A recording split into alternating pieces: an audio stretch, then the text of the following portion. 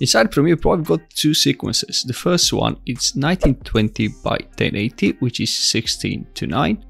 And I will drop a video which is 4K resolution, and the image size is 3480 by 2160. So when I drop it onto the timeline, this window will pop up and ask me if I want to keep the existing settings, and I'll click on keep existing settings. But now, as you can see, the video is too big. So to resize it, we can go to effect control panel, and from scale, you can scale it down or you can scale it up. It's up to you. The other way to resize video is by clicking twice on the program monitor, and you will see that you've got all these blue handles around the video. So from there you can scale it down or scale it up. And also, if you've got still black bars on the sides or on the top or at the bottom, you can go back to the effect control panel and tick off the uniform scale, and you can fit the video onto the program monitor. But be careful, because you can stretch the pixels and damage the video quality.